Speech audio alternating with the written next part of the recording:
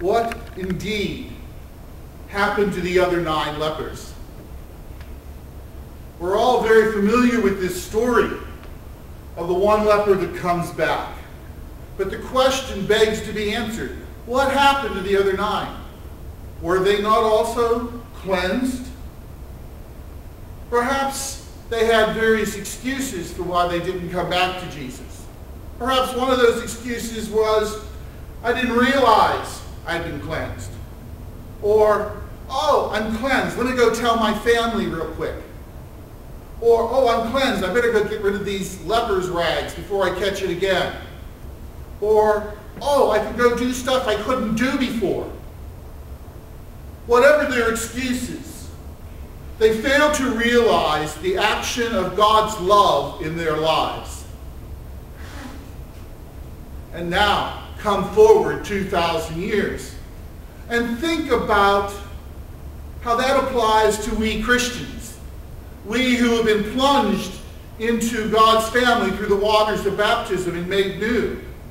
Don't we too also find excuses why we don't pray every day, or we don't read the scriptures, or we don't attend Mass, or we don't do something related to the work of the church?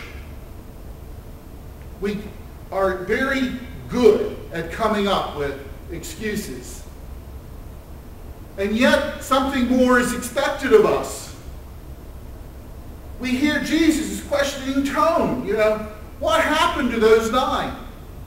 We assume because of his exchange that there was a foreigner, a Samaritan there among them, that the other 9 were good Jews, just like we're good Christians. But it was a foreigner. It was someone who didn't know about God's love, that realized its transforming power. And instead of going out and just saying, oh, look at me,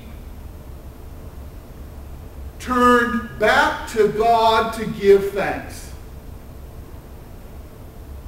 That simple act of giving thanks, of setting up this relationship. God has given me all of this. He's given me back my life so that I can go live it more fully.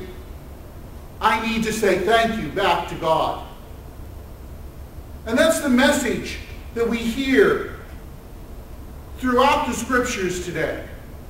From that book of Kings, where the realization of God's love and a gift is given of gratitude. You hear it in the Samaritan story.